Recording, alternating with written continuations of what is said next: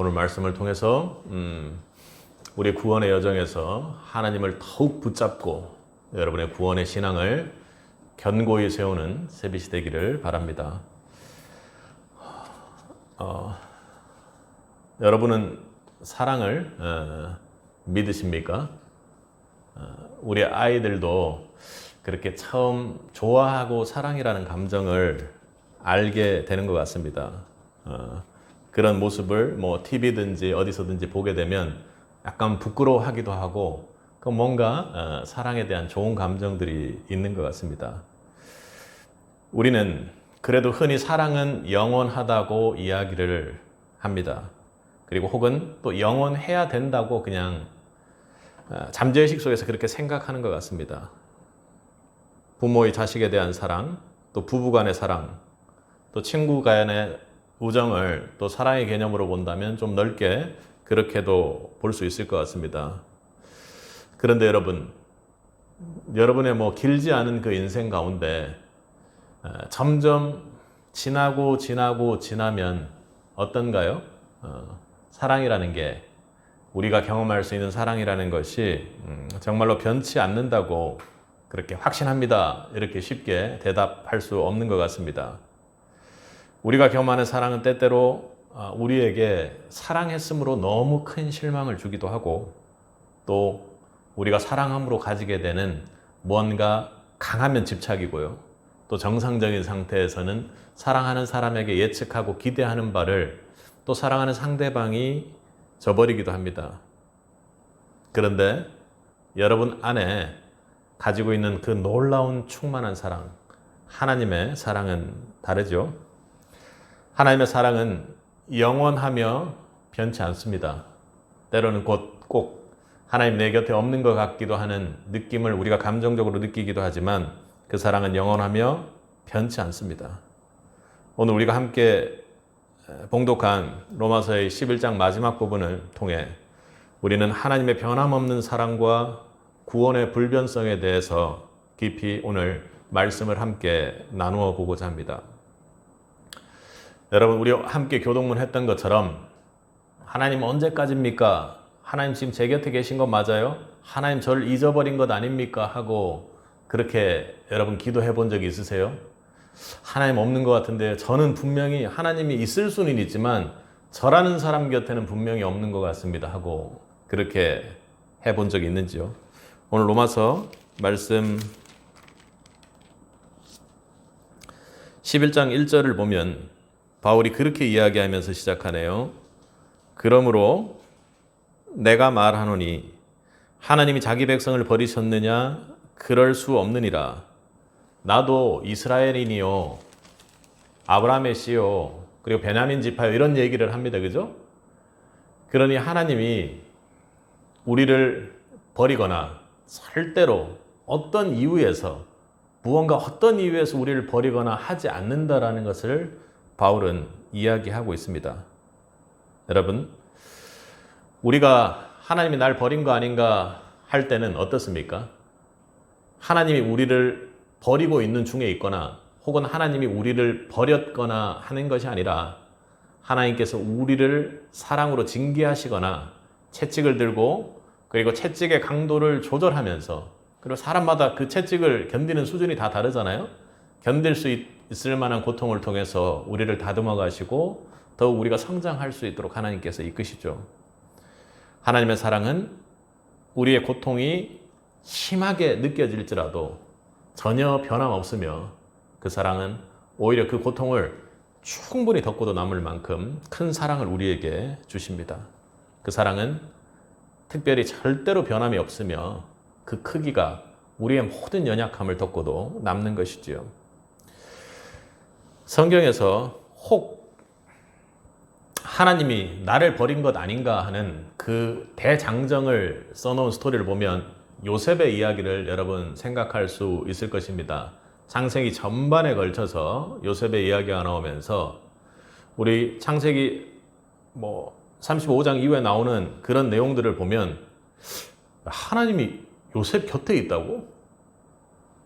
그건 아닌데. 그리고 하나님께서 함께 하심으로 형통하였더라는 이런 말을 볼 때마다 우리는 의문을 제기하곤 합니다. 그런데 우리는 보지 못하지만 하나님은 놀라운 계획으로 요셉을 다루시고 그리고 하나님의 그 구원의 여정을 절대로 포기하지 않는다라는 것을 우리가 요셉의 입장에서 그리고 또 하나님의 입장에서 함께 조명하며 볼 수 있는 것입니다. 요셉은 형들에 의해 노예로 팔리고 많은 고난을 겪었지만 실제로 하나님이 그를 버린 것은 전혀 아니었습니다. 오히려 그를 통해 이스라엘 큰 구원의 계획을 이루어 나가셨고 요셉의 이야기를 통해 우리는 하나님께서 설령 그렇게 옥에 갇히고 모든 억울한 누명을 쓰는 그 상황이 될지라도 하나님이 하나님의 사람을 결코 버리지 않으시고 하나님의 구원 계획을 멈추지 않으신다라는 것을 우리는 잘 알게 됩니다. 우리 전장 로마서 10장은 이스라엘이 예수 그리스도를 거부한 것에 대해서 이야기를 하고 이스라엘의 불순종에도 불구하고 구원의 계획이 이방으로 확장되었음을 이야기합니다. 그리고요, 로마서 11장에서는 이방인으로 확장되었는데 우리는 어떡하란 말이야? 우린 버린 거 아니야? 하나님이? 하나님의 백성이라고 해놓고 예수님이 우리를 버린 거 아니야? 하는 그런 말에 대한 대답입니다. 바울은 이스라엘의 궁극적인 구원과 하나님의 긍휼을 설명합니다. 오늘 우리는 본문에서 여러분 삶 속에서 야 하나님 나 버리신 거 아니야? 나 구원 받았고 예수님 믿는데 뭔가 이상한 거 아니야? 하는 그런 믿음의 흔들림의 상황 속에서도 우리의 구원이 절대로 흔들리지 않고 하나님께서 끝까지 구원의 그날까지 나를 놓지 않으신다는 하나님의 놀라운 진리의 그 계획을 경험하게 될 것입니다. 오늘 말씀을 통해 하나님의 놀라운 은혜를 경험할 수 있기를 바랍니다. 여러분, 우리 일상생활 속에서 신뢰를 쌓는 것은 참 쉽지 않습니다. 저도 학생들을 가르쳐 보면 학생들과 신뢰를 쌓기까지 상당히 오랜 기간이 걸립니다. 특히나 또 학생들을 가르치다 보면 그 학생의 부모님과도 관계를 맺게 되는데요. 그 부모님과 관계 맺고 그 부모님이 완전히 가르치는 선생님을 신뢰하기까지 꽤 오랜 시간이 걸리고 그리고 여러 가지 노력들이 필요하죠. 신뢰할 수 있는 친구를 만나기도 어렵고 그리고 신뢰할 수 있는 사역하는 동역자를 만나기도 참 힘든 것 같습니다. 그리고요, 우리 편에서 보면 신뢰를 지키기 위한 노력, 약속을 하고 그 사람에게 신뢰를 쌓아가는 일들을 하는데 그 약속 지키는 것 참 쉽지 않습니다. 그리고 그 약속은 무조건 지킬 수 있다고 그렇게 얘기하기가 세월이 가고 이렇게 마지막 때가 되면 될수록 참 어려운 것 같습니다. 약속을 지키지 않으면 갈등이 생기고 그 갈등을 틈타 사단이 이 시대를 역사하기 위해 참으로 어려운 것 같습니다. 저도 여러 가지 약속들이 있으면 그 약속들을 잘 지키려고 애를 쓰는 편이지만 가까운 사람에게 또 그 약속을 미세하게 지키지 못해서 실망을 주는 경우들도 있는 것 같습니다. 이러한 상황은 우리 하나님과의 관계에서 그분은 우리를 향한 약속을 얼마나 신실하게 지키시는지를 생각하게끔 합니다. 하나님은 우리의 약속을 언제나 지키시고 우리가 유일하게 신뢰할 수 있는 친구와 같은 분입니다. 하나님은 언제나 변함없이 신실하십니다. 우리가 설령 약속을 어길지라도 하나님께서는 항상 열심으로 신실하게 자신의 모든 성품을 우리와 함께 나누어 가지십니다. 그분의 신실하심은 우리의 믿음을 지탱하는 든든한 기초가 되는 것이죠. 내 믿음이 좋아서가 아니라 하나님께서 우리를 약속으로 지키시고 하나님께서 그 믿음을 유지하시며 그리고 그 믿음의 길을 가지고 우리가 구원받은 자로서 나아갈 수 있도록 하나님께서 우리를 이끌어 가신다는 것입니다. 하나님은 신실하시니 그 약속을 결코 어기지 않으십니다. 아멘. 이 신실하심에 의지하며 우리는 구원의 여정을 걸어 나가야 할 것입니다. 우리 28절을 한번 읽어보도록 하겠습니다. 복음으로 하며 그들이 너희로 말미암아 원수된 자요 택하심으로 하면 조상들로 말미암아 사랑을 입은 자라. 이 구절은 이스라엘이 복음을 거부함으로 인해 복음의 적이 되었다고 이야기하죠. 그런데 하나님의 택하심으로 인해 여전히 사랑받는 자들이라고 나타냅니다. 하나님은 그의 선택과 사랑을 변함없이 지키시는 분입니다. 이 구절은 칼빈주의자들, 그러니까 하나님의 선택에 변함이 없다라고 신앙적으로 고백하는 사람들을 향해 그 반대편에 있는 사람들이 공격하는 구절로 그렇게 사용합니다. 거봐, 지금 하나님이 선택한 백성이라는 이스라엘이 복음의 원수가 됐다고 하는 거니까 이거 지옥 가는 거 아니야 하고 그렇게 이야기하면서 한 번 선택한 자, 선택받은 자는 절대로 바뀌지 않는다면서 하는 그런 공격을 합니다. 아니요. 이 구절을 보면 복음에 지금 현재 원수되어 있는 것 같지만, 그리고 하나님 관계가 완전히 어그러져 있는 것 같지만 하나님께서 결코 그들을 놓지 않는다고, 사랑으로 선택한 자를 놓지 않는다라는 그런 이야기를 하는 것이죠. 여기에서 말하는 복음으로 하면 그들이 너희로 말미암아 원수된 자요 하는 그 구절과 그리고 택하심의 구절이 서로 배치되는 거죠. 이스라엘이 예수 그리스도를 메시아로 받아들이지 않은 것은 분명합니다. 그래서 복음의 적이 되었다고 바울은 이야기하죠. 그들은 예수님을 거부함으로써 하나님과의 관계가 멀어졌습니다. 하나님께로 등을 돌리는 그런 백성이 되었습니다. 그것이 지금 이스라엘 백성들의 현재의 영적 상태요, 영적인 어려움의 상태에 있다는 것입니다. 그러니 바울이 이렇게 민족을 하래 열변을 토하고 있는 것 아닙니까? 그러나 바울은 택하심으로 하면 조상들로 말미암아 사랑을 입은 자라는 말로 그들의 미래의 모습이 어떻게 될지, 이후에 선택받은 백성들의 모습이 어떻게 될지를 하나님 사랑 안에서 설명하고 있는 것입니다. 하나님이 그들의 조상 아브라함, 이삭, 야곱과 맺은 언약이 여전히 그들을 통해 이루어지고 있으며 하나님의 사랑이 절대로 변개치 않는다라는 것을 강조하는 것이죠. 이처럼 여러분, 하나님의 여러분의 구원을 향한 신실하심에는 변함이 없습니다. 아멘. 이는 그분이 우리와 맺은 언약을 그리고 약속을 결코 잊지 않는 분이라는 것을 믿는 것입니다. 하나님은 현재 우리에게는 꼭 없는 것 같고, 하나님이 우리를 버린 것 같고, 또 우리가 등을 돌리고 있기 때문에 하나님하고는 전혀 관계가 없는 상황에 있는 사람 같을지라도 하나님께서 우리를 구원하기로 작정하시고, 그리고 우리를 구원하겠다고 약속해 주시고 그 믿음에 인쳐 주셨다면 그 믿음이 반드시 이루어져 하나님의 백성이 될 수 있도록 우리를 구원해 나가실 것입니다. 우리가 우리의 상황들이 내가 예수 믿는 사람으로서 너무나도 황당하고, 그리고 현세에서 너무나도 그냥 힘들고 핍박받는 상황이고 어려움 속에 지금 있을지라도 여러분, 그 하나님의 신실함을 붙들고 나아가시기 바랍니다. 하나님께서 반드시 여러분들을 구원해낼 것이요 하나님의 길로 이끌고 가실 것이기 때문에 그렇습니다. 다윗은 하나님께 큰 사랑을 받은 사람이었습니다. 그는 심각한 죄도 저질렀고, 그리고 도망자 신세로 어려운 상황들을 많이 겪었습니다.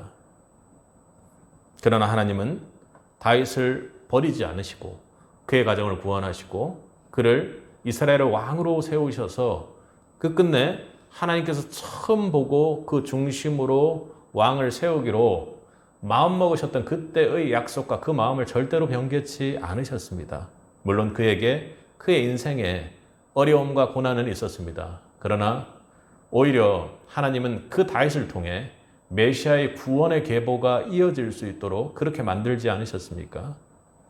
그의 신실함 때문이 아니라 하나님의 신실함을 붙잡고 나아갈 때 그가 구속사의 역사 가운데 가장 하나님 마음에 합한 자로서의 인물이 되었던 것입니다.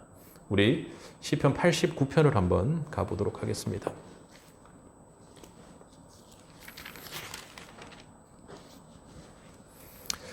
시편 89편의 30절부터 35절까지를 우리가 함께 읽어보도록 하겠습니다.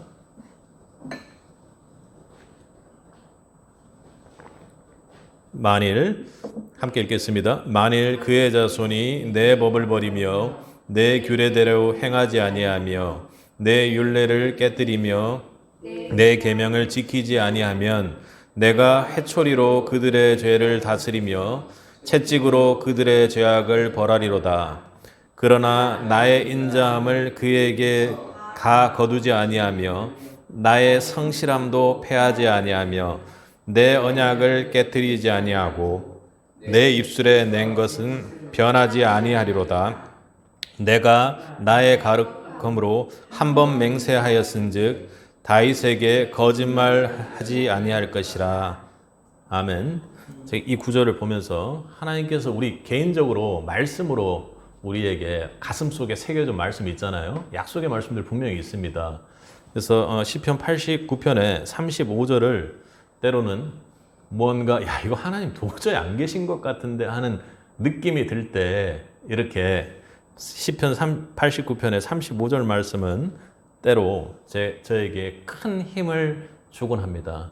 하나님께서 다른 그 어떤 것보다 나의 거룩함을 두고 맹세하셨다고 하셨기에 앞서 이야기한 것처럼 설령 어려울지라도 해초리로 저를 다스리고 있는 것이고, 그리고 그의 사랑을 절대로 거두지 않는 성실함을 가지고 계시고, 신실함이죠, 우리가 말하는. 그리고 내 언약을 깨트리지 않고 입술에서 나온 그 말씀 절대로 번개치 아니리라. 그러면 내가 거룩하지 않은 하나님이다, 이렇게 말씀하시는 것처럼 제가 듣고 그렇게 하기도 합니다. 오늘 시편 89편 함께 읽은 그 말씀은 하나님이 다윗과 맺은 언약의 신실함을 이야기하는 것입니다. 그것은 다윗과 맺은 것뿐만 아니라 여러분과 맺은 약속이 있다면, 여러분에게 주신 비전이 있다면 하나님께서 반드시 그걸 이루십니다. 그건 하나님의 거룩하심을 두고 하나님께서 여러분에게 약속으로 하신 말씀인 줄 믿으시길 바랍니다. 다윗의 자손이 죄를 범하였다 할지라도 하나님은 그의 인자함을 거두지 않았습니다. 그것은 사랑으로 모든 것을 덮어준다는 이야기도 되지만 하나님이 그 사랑하겠다는 약속이 그 어떠한 조건 속에서도 변개되지 않는다는 것을 하나님께서 말씀해 주시는 것이죠. 하나님의 신실하심이 얼마나 깊은지, 그리고 얼마나 변함없는 신실함인지를 우리는 보게 됩니다. 사랑하는 성도 여러분, 여러분이 사랑하는 하나님은 너무나도 신실하신 분입니다. 우리는 그렇지 않은데 말입니다. 우리는 그의 신실함을 신뢰하며 절대적 믿음을 가지고 나아가야 합니다. 우리가 왜 구원을 불안해합니까? 하나님의 신실함에 의지하는 것이 아니라 성령을 통해 확증해 주신다고 하는 그 말씀에 의지하는 것이 아니라, 야, 내가 이 정도면 구원받을 만한 사람인가 하고 우리가 은연중에 죄성 때문에 생각하게 된다는 것이죠. 우리를 붙들지 말고 하나님의 신실함을 붙드는 새빛 성도들이 되기를 원합니다. 앞서 35절에 제가 고백했던 것처럼 하나님 앞에 내가 순종하고 하나님 앞에 예배하고 하나님 앞에 기도할 때 여러분은 어떤 마음으로 하고 계세요? 때로는 그럴 때가 있습니다. 야, 이거 진짜 도저히 예배할 상황이 아닌데? 개인적으로 말입니다. 예배할 상황이 안 되는 상황이란 없습니다만 제 개인적으로 마음에 사단이 그런 마음을 넣어줄 때가 있습니다. 야, 도저히 이거 이런 정도의 마음으로 기도할 수 없는데? 야, 이건 도저히 순종할 수가 없는 일이야. 이 시대에, 이 상황에. 그런데 그럼에도 불구하고 순종하고, 그럼에도 불구하고 기도하고, 그럼에도 불구하고 예배하면서 하나님께 그러는 거예요. 하나님 보겠습니다. 하나님 보겠습니다. 기도하는 가정과 예배하는 가정과 순종하는 자에게 하나님이 축복을 내리시고 하나님께서 함께 하시며 영영이 영원한 성전으로서 함께 하시겠다고 하는 그 말씀 지켜지는지 제가 보겠습니다 하고 하나님께 하는 거죠. 어디에요? 하나님의 신실함. 그리고 아까 시편 86편 35절의 말씀처럼 하나님께서 거룩하신 분임을 믿고 나아가는 기도가 되는 것입니다. 오늘 이 말씀을 통해 하나님의 신실하심을 여러분 깨닫고 다시 한번 마음속에 새기시길 바랍니다. 그분께 우리의 모든 것을 맡기십니다. 왜요? 그분은 결코 잠시도 우리를 잊지 않는 분이기 때문에 그렇습니다. 그의 신실함을 믿고 나아갈 때 신뢰가 되는 그분, 절대적인 신뢰가 되는 그분 곁에 여러분이 눕고 평안히 누울 때요, 어떠한 어려움과 죽음까지도 불사하는 평안을 누리게 될 줄 믿습니다. 아멘. 여러분은 어떠세요? 여러분의 실수나 부족, 예전에 스터디를 많이 할 때는 그런 것들을 좀 고백하고 그런 것들을 바꾸어 가려고 노력을 많이 했는데 요즘 어떤지 모르겠습니다. 잘 하고 계신가요? 실수하거나 부족함이 극에 달했나요? 아니면 잘 돼서 실수나 연약함이 이제는 거의 없는 상황인가요? 저는 믿음을 가지고 나서 점점 실수와 연약함이 더 커지는 것 같은 모습을 봅니다. 저는 그대로 있는 것 같은데 아마도 제 자신에 대해서 돌아보는 시간들이 더 많아져서 제 자신을 더 죄됨을 더 잘 알게 되는 상황이 아닌가 그렇게 생각합니다.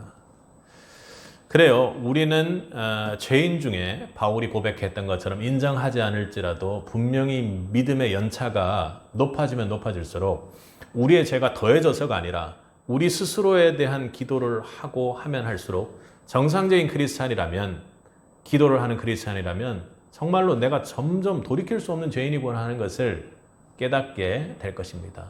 여러분, 그러나 그 여러분이 깨닫는 죄가 아무리 클지라도, 여러분을 억누르는 한이 있을지라도 하나님의 긍휼하심은 우리의 모든 죄를 넘고 그 한계를 넘어 그 보혈로 감싸주시는 은혜가 있습니다. 죄가 깊은 곳에 하나님의 은혜가 더한 것이죠. 부모가 자녀의 실수를 용서하고 다시 기회를 주는 모습을 한번 생각해 보십시오. 여러분, 아이들 키워보면 정말로 불같이 화날 때 있습니까? 야, 어떻게 우리 애지만 이럴 수가 있어요? 저희 애들만 그런가요? 그럴 때가 있을 겁니다. 그 아마 큰 단계별로, 저는 아이들이 성인이 되지 않았지만 성인까지 가면 갈수록 제 생명이 숨을 쉬는 날까지 뭔가 마음에 맞지 않게끔 그렇게 될 겁니다. 그건 저의 재성 때문에도 그렇고 상대가 되는 아이들의 재성 때문에도 그렇죠. 그런데 여러분, 그러니까 잘못을 저질렀어요. 잘못을 저질렀을 때 어떻습니까? 부모 마음이. 물론 그 무언가 때문에 화가 나는 마음이 있는데 그건 아마 자식에 대한 용서가 안 돼서가 아니라 우리가 인간이기 때문에 느끼는 개인적인 화나 분노일 가능성이 상당히 높습니다. 부모가 자식이 뭔가 잘못했는데 잘못한 순간 이미 용서가 돼 있다고 저는 생각합니다. 그 이후에 뭔가 가르치기 위해서 혹은 자신의 감정이 컨트롤이 안 되고 서로가 좋지 않은 관계가 되기도 합니다. 그런데 자녀의 실수를 용서하고 기회를 주는 마음은 이미 그 자녀가 존재하기 있기 전부터 가지고 있는 마음일 겁니다. 하나님은요, 우리의 그런 불완전함과 연약함 속에서도 언제나 긍휼을 베푸시는 하나님이십니다. 주님께서는요, 참 좋은 성질을 가지고 계신데요, 우리도 그 성질을 배워야 되는데 노하기를 더디하십니다. 그리고 사랑과 긍휼이 풍성하신 분입니다. 노하기는 더디하시고요, 이 사랑과 긍휼은 너무나도 넘쳐서 얘가 막 밖으로 넘치게끔 나온다는 거죠. 우리 29절부터 32절을 한번 읽어보겠습니다. 하나님의 은사와 부르심에는 후회하심이 없느니라. 너희가 전에는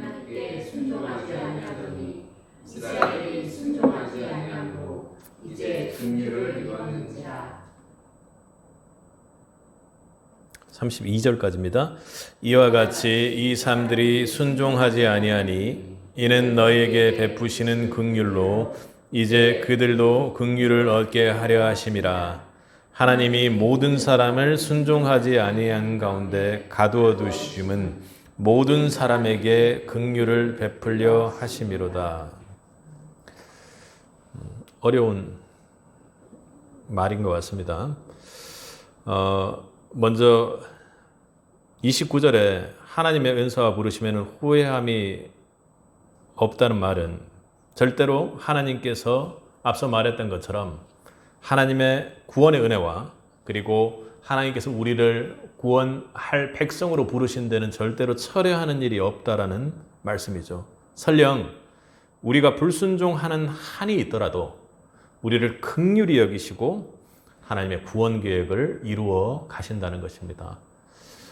바울의 지혜가 더 놀라워요.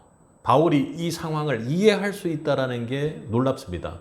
이렇게 이해하고 하나님께서 이렇게 이해할 수 있도록 은혜를 주시고 서신서에 그렇게 썼다라는 게 더 놀랍습니다. 우리 30절을 보면 너희가 전에는 하나님께 순종하지 아니하더니 이렇게 이야기합니다. 예전에는 이방인들이 순종하지 않은 상황입니다. 그런데 이제는 이스라엘이 순종하지 않으므로 이방인이 긍휼을 입어서 구원을 받게 되었다고 이렇게 표현을 합니다.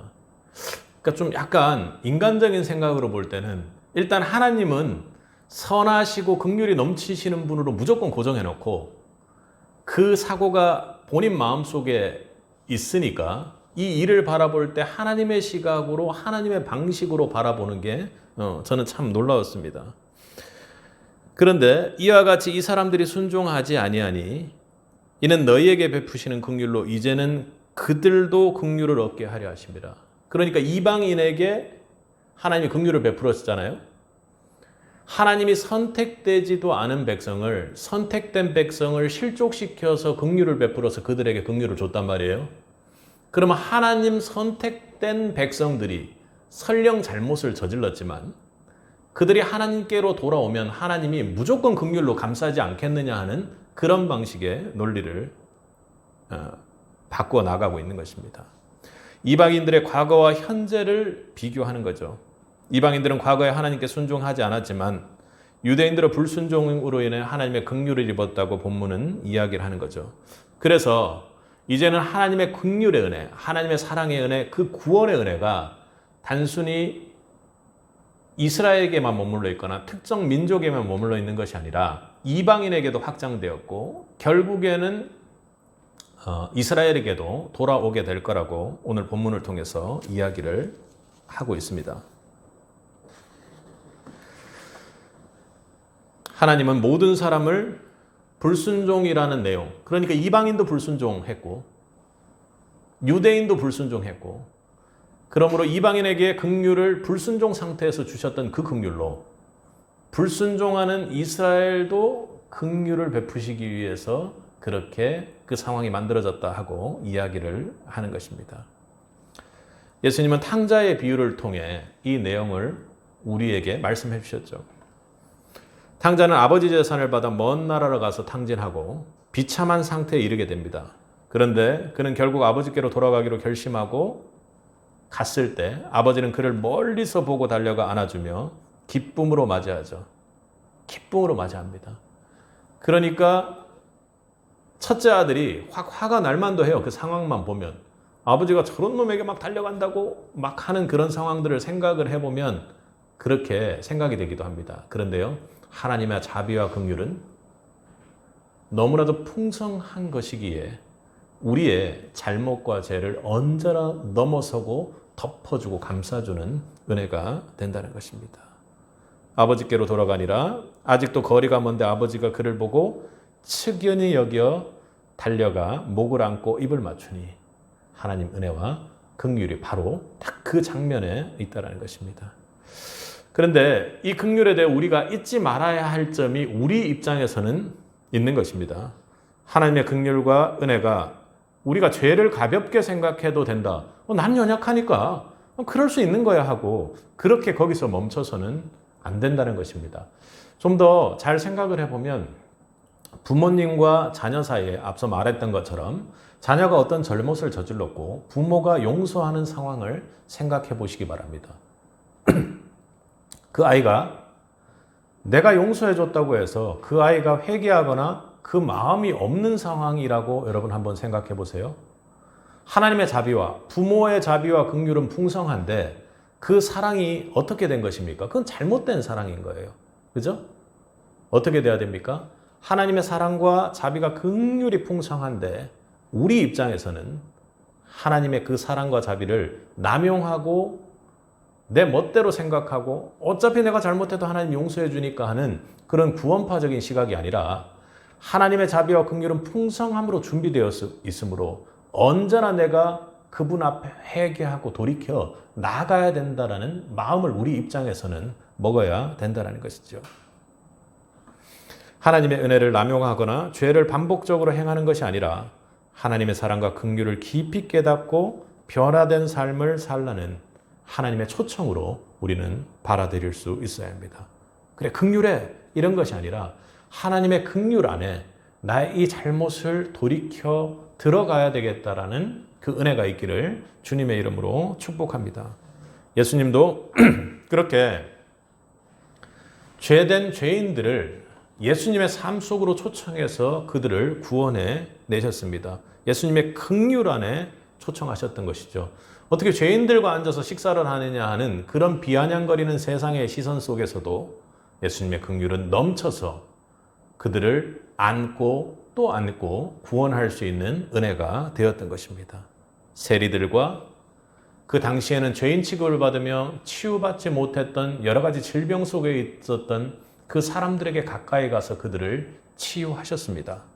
그리고 십자가에서는 도저히 돌이키기 힘든 죄를 저지른 그 죄악된 범죄자인 강도를 향해서도 천국에 대한 메시지를 전하시고 그를 구원하셨죠. 하나님의 긍휼은 우리의 죄를 용서하시는 하나님의 사랑의 표현입니다. 그러나 절대로 이를 남용해서는 안 됩니다. 우리 입장에서 말입니다. 하나님의 그 큰 사랑 안에 회개하러 나아갈 수 있는 은혜가 있기를 바랍니다. 하나님께 돌아가서 그분에게 용서받고 그분의 은혜 안에 죄를 용서받고 보혈로 씻김받는 은혜가 있기를 바라는 것입니다. 그래야 성도로서 새 삶을 살 수 있는 것이죠. 그런데 사단은 하나님이 절대로 그런 분이 아니라고 여러분 생각들을 잡으면서 정죄합니다. 뭔가 잘못하면요, 죄가 둥지를 틀고 그것을 계속해서 키우게끔 만드는 것이죠. 그냥 놔두게끔 만드는 것입니다. 하나님의 긍휼은 그런 게 아니에요. 그 긍휼로 우리가 나아갈 때 하나님께서 언제든지 용서해 주신다라는 것이지, 그 죄를 계속 내가 품고 있는 것을 하나님께서 그대로 내버려 둔다라는 뜻은 아니죠. 사단은 그렇게 정죄를 합니다. 하나님 말씀은 그렇지 않으시죠. 성도분들 중에 저에게 고민을 상당했던 기억을 해보면, 교회 오면 너무나도 막 무섭다는 거예요.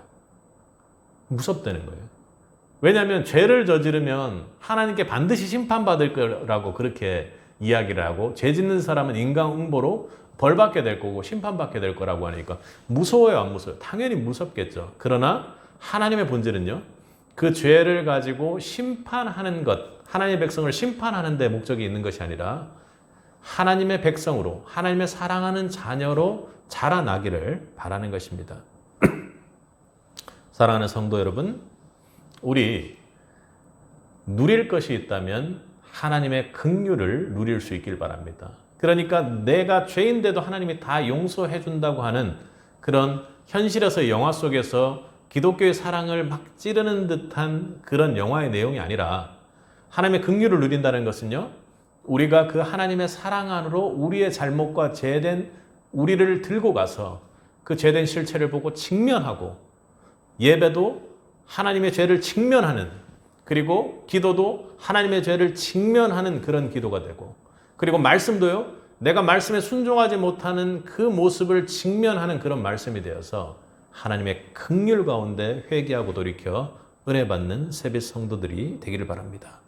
죄를 범할 때도 있지만 하나님은 여전히 그렇게 용서하시고 회개하며 나아가는 그런 백성들을 통해 구원의 계획을 이루어 나가십니다. 여러분, 오늘 말씀을 통해 하나님의 긍휼을 여러분 기억하시기 바랍니다. 우리가 죄인 되었을 때 하나님께서 아들을 내어주심으로 사랑을 확증하셨던 그 자비와 긍휼의 크심이 우리에게 넘쳐 흐르기를 주님의 이름으로 축복합니다. 여러분의 불순종에도 불구하고 여러분을 사랑하시는 그 하나님의 긍휼 가운데 여러분 한 주간 지낼 수 있기를 주님의 이름으로 축복합니다.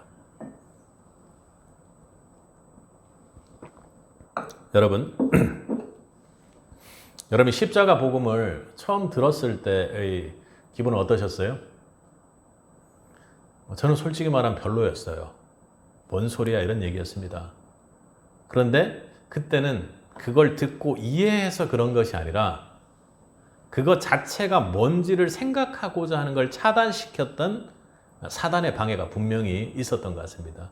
그러니까 그 처음 들었을 때는 그 내용을 아예 생각을 깊이 해보지도 못했고, 그리고 제가 믿음 가지기 전에 이미 가지고 있었던 그 십자가에 대한 생각으로 가득 차서 그런가 보다, 그냥 어떤 상징적인 우상과도 같은 십자가를 그렇게 생각했던 것 같습니다.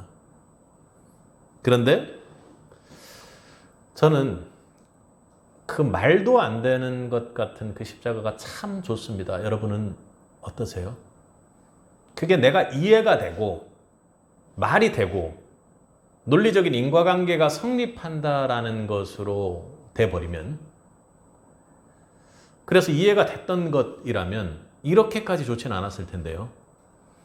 하나님의 놀라운 계획 가운데 있다라는 것이 내 마음에 은혜로 부어졌을 때 참으로도 너무나도 큰 은혜와 좋음, 너무나도 좋음이 있었습니다. 더 놀라운 것은 그것이 품고 있는 것이 우리의 인생 계획이 마음대로 잘 되지 않을 때 십자가를 갖다 대면 너무나도 좋다라는 것입니다. 여러분, 인생 계획이 살아보니까 마음대로 되시죠? 괜찮게 이렇게 쫙 흘러가시나요? 그렇지 않을 때가 참 많습니다. 예상치 못한 어려움과 변화가 생기기도 하죠. 그런데 하지만 하나님은 그 모든 것을 조율하고 완벽한 계획을 가지고 나아가신다라는 믿음을 나는 십자가를 통해서, 십자가의 그 하나님께서 세우신 하나님의 방식을 통해서 이해하게 되었습니다. 아마 건축가가 복잡한 설계를 통해 건물을 세우는 것, 그 이상으로 복잡한 건물을 세우는 것은 우리가 이해할 수 있잖아요. 야, 저게 돼? 하지만 우리가 공부하고 논리적으로 하면 이해할 수 있어요. 그러나 그것을 넘게끔 하나님은 그 모든 것을 조율하고도 남게끔 계획을 세우십니다. 성경은 하나님이 자신의 경륜과 계획을 이루어 간다는 사실을 명확하게 말하고 있습니다. 하나님을 사랑하는 자, 곧 그 뜻대로 부르심을 입은 자들에게는 모든 것이 합력하여 선을 이루느니라. 아멘. 하나님께서 계획하시고 하나님의 경륜으로, 하나님의 섭리로 그 모든 것을 이루어 간다는 사실을 여러분 믿을 수 있길 바랍니다. 우리 33절에서 36절까지를 이어 읽겠습니다. 깊도다 하나님의 지혜와 판단은 헤아리지 못할 것이며 그의 길은 찾지 못할 것이며 그가 주의 마음을 알았느냐? 그의 뭐가 되었느냐? 누가 주께 먼저 드려서 갚으심을 받겠느냐? 이는 만물이 주에게서 나오고 주로 말미암고 주에게로 돌아감이라. 그에게 영광이 세세 있을지어다. 아멘. 바울은 하나님의 경륜과 하나님의 지혜와 지식이 놀라움을 말하며 하나님의 지혜와 지식이 얼마나 놀라운지를 찬양하는 데까지 이릅니다. 하나님의 판단과 길이, 깊음은 인간의 이해를 초월하죠. 바울은 하나님의 경륜과 섭리가 얼마나 놀라운지를 33절과 36절을 통해서 이야기를 하는 것입니다. 바울은 먼저 하나님의 지혜와 지식이 깊도다, 그리고 그것이 우리를 부유하게 하는도다 하고 이야기를 합니다. 하나님의 지혜와 지식이 무한히 풍성함을 나타내죠. 그리고 하나님의 방식과 지혜는 우리가 생각하는 것과는 전혀 다를 정도로 깊다고 이야기를 합니다. 그리고요, 그 지식은 하나님의 지혜를 아는, 하나님을 알게끔 하는 그 지식, 하나님을 알기 위해 애쓰는 그 지식은 우리를 부요하게 한다고 합니다. 여기에 가장 결정적인 상징으로 우리에게 다가올 수 있는 것이 바로 십자가입니다. 그의 판단은 헤아리지 못할 것이며 그의 길을 찾지 못할 것이로다. 여러분, 그의 판단을 우리가 헤아릴 수 있습니까? 하나님의 판단을 헤아릴 수 있어요? 막연하게 헤아리지 못하는 것이 아니라 바울이 정확하게 그렇게 이야기를 하는 것입니다. 하나님은 죽은 자를 살리는 능력을 가지고 계시는 분입니다. 아멘. 그 능력으로 우리가 부활하게 될 줄 믿습니다. 그럼 믿음이죠. 우리가 헤아릴 수 없습니다. 어떻게 하는지를 알 수 없습니다.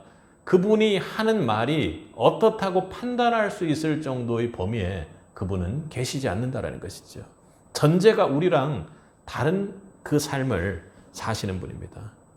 주의 마음을 알았느냐? 누가 그의 모사가 되었느냐?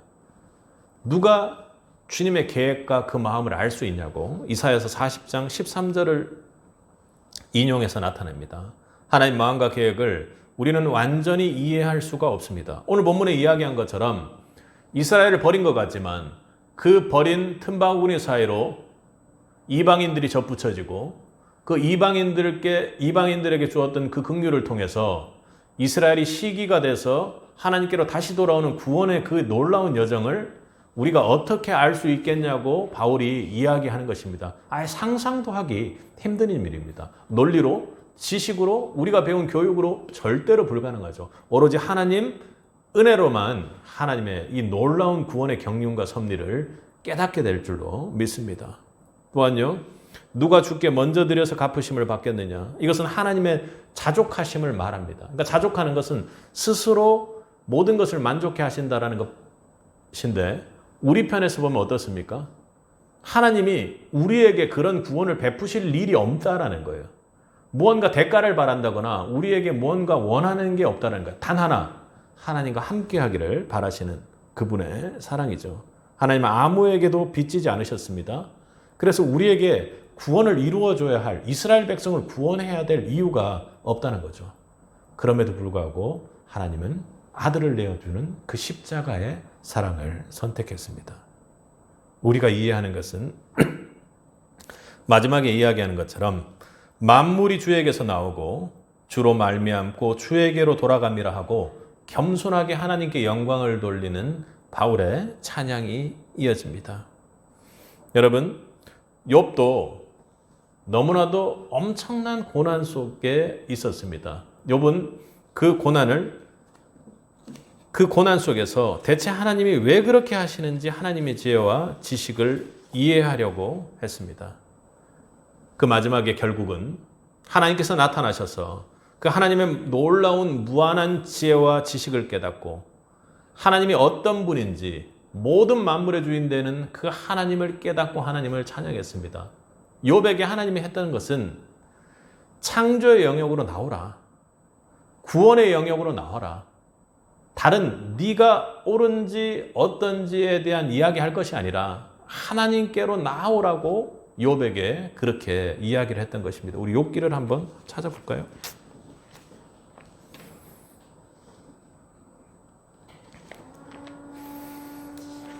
욥기 42장 3절과 4절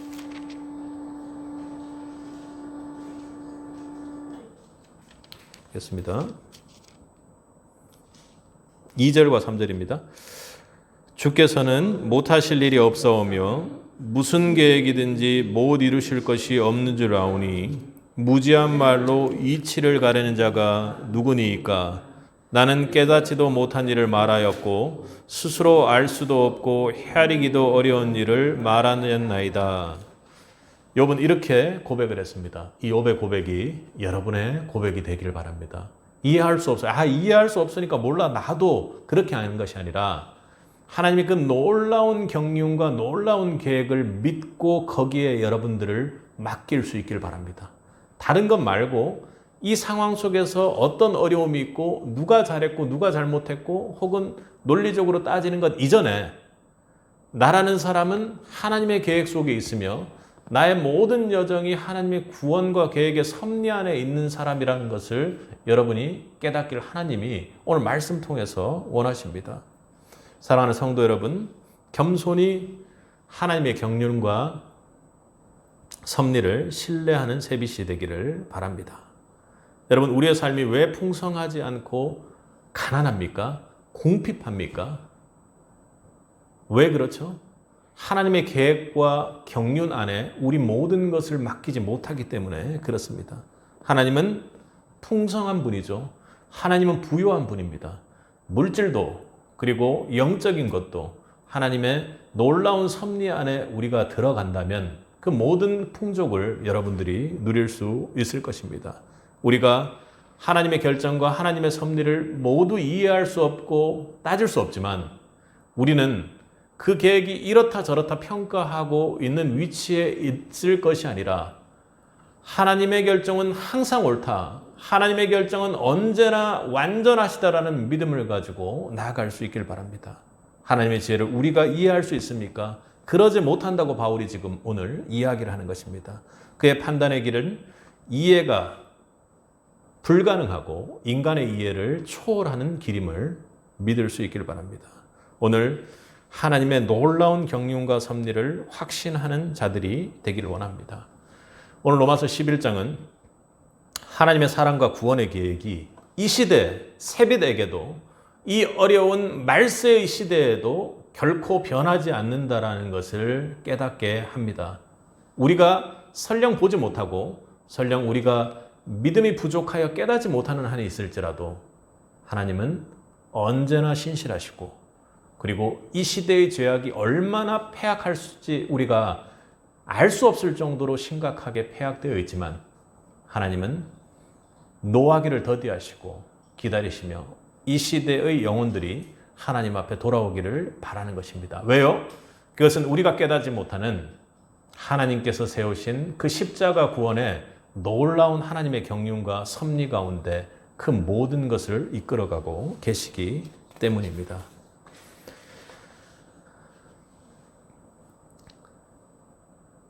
테리와 그 딸 리사에 관한 이야기입니다. 테리는 작은 마을에서 아버지의 역할을 해온 믿음을 가지고 신실하게 해온 그런 사람이었습니다. 그런데 딸 리사는 청소년 시절 잘못된 친구들과 어울리고 마약을 하고 그리고 또 심각한 상황 속에 처하게 되었습니다. 그리고는 가족과의 관계도 멀어지게 되었습니다. 많은 사람들은 그 딸 리사가 절대로 회복될 가능성이 없다고 그렇게 생각했습니다. 그러나 아버지 테리는 그 딸을 위해 하나님 앞에 간절히 기도했습니다. 하나님께서 선택하고 구원한 딸, 그리고 하나님께서 저에게 주신 딸이 맞죠 하고 그렇게 기도를 했습니다. 그녀가 무너지고 그녀가 도저히 돌이킬 수 없을 정도의 상황이 된 그 상황 속에서도 기도하며 하나님의 신실함을 믿었습니다. 그리고 그녀를 정죄하는 것이 아니라 그녀를 지지하고 하나님은 너를 반드시 지키시고 하나님은 용서하신다는 하나님의 그 사랑을 그녀에게 전했습니다. 그녀는 다시 일어났고 완전히 인생이 바뀌어 하나님의 사람으로 그렇게 사용되는 은혜의 역사가 있었습니다. 이런 일들은 우리에게도 많이 일어나고 그리고 우리가 다음 세대의 사역을 하는 우리 교회에 참으로 많이 들려야 하는 소식일 것입니다. 그리고 각 가정 안에 여러분들의 자녀에게도 이런 은혜가 있길 바랍니다. 그런 이야기는 하나님이 우리를 어떻게 대하는지를 생생하게 볼 수 있는 하나님 은혜의 현장이기 때문에 그렇습니다. 우리는 실패하고 넘어져도 하나님은 우리의 모든 상황에서 변함없이 우리를 사랑하십니다. 아멘.